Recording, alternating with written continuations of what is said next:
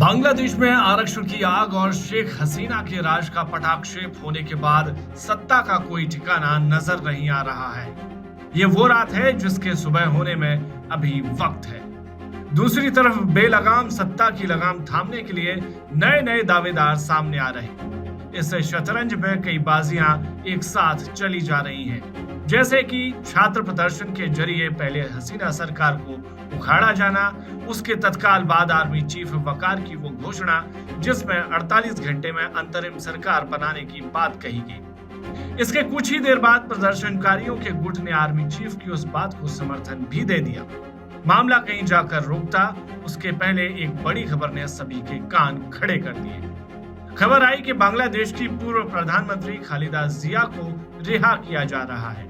इस खबर से उनके पीएम बनने की संभावना को दोबारा बल मिलना शुरू हो गया है। खालिदा जिया और शेख हसीना की दुश्मनी का इतिहास काफी लंबा है। इसे जानने के लिए हमें बांग्लादेश के गठन वाले साल के पन्नों को पलटना होगा, क्योंकि अगर दो बेगमों की इस जंग को समझना है तो बात की जड़ में जाना ही पड़ेगा। जैसे शेख हसीना बांग्लादेश के राष्ट्रपिता शेख मुजीबुर रहमान की बेटी हैं, वैसे ही खालिदा जिया भी बांग्लादेश के पहले सैन्य तानाशाह जिया और रहमान की बेटी हैं। दोनों ही महिलाएं मजबूत राजनीतिक बैकग्राउंड और रसूखदार परिवारों से आती हैं। दोनों की राजनीति में एंट्री उनके अपनों के राजनीतिक कत्ल के बाद हुई। शेख हसीना की बात करें तो साल 1975 में शेख मुजीबुर रहमान की उनके घर में पत्नी और 3 बेटों समेत हत्या कर दी गई। चूंकि तब शेख हसीना और उनकी बहन रेहाना देश से बाहर थे तो उनकी जान बच गई। ऐसे ही खालिदा जिया के पति जिया और रहमान बांग्लादेश की आजादी की लड़ाई के हीरो थे, जो बांग्लादेश बनने के बाद मिलिट्री कमांडर भी रहे। उन्होंने शेख मुजीबुर रहमान की हत्या के बाद बांग्लादेश की कमान संभाली और 1977 में खुद को राष्ट्रपति घोषित कर दिया और 4 साल तक सत्ता चलाई। इस दौरान उन्होंने शेख हसीना के बांग्लादेश आने पर भी पाबंदी लगा दी थी, जिसके चलते शेख हसीना को दिल्ली में 6 साल गुजारने पड़े। उस दौरान वे दिल्ली में पंडारा हाउस में रही। इसके बाद साल 1981 में शेख हसीना को आवामी लीग का अध्यक्ष चुना गया और उसके बाद वे वापस ढाका लौट पाई। ठीक इसी साल एक बार फिर सैन्य तख्ता पलटकर जिया और रहमान को न सिर्फ सत्ता से उतार फेंका बल्कि उनकी हत्या भी कर दी गई। इसके बाद सैन्य तानाशाह मोहम्मद इरशाद ने सत्ता पर कब्जा कर लिया। इरशाद को हटाने के लिए खालिदा जिया और शेख हसीना साथ आई, लेकिन इरशाद के हटने के बाद एक बार फिर एक दूसरे के खिलाफ हो गई।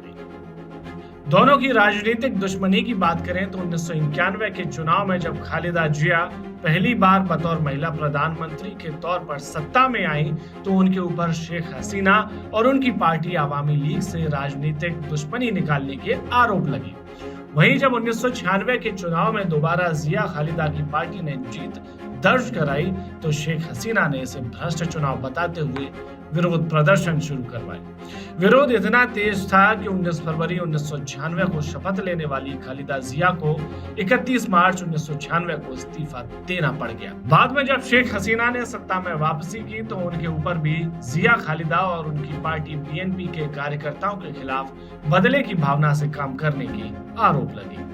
हालांकि शुरुआत खालिदा जिया की तरफ से हुई थी, जबकि पहली बार अपने प्रतिद्वंदी को जेल भेजने का आरोप शेख हसीना ने कमाया जब उनके कार्यकाल में खालिदा जिया को जेल भेजा गया।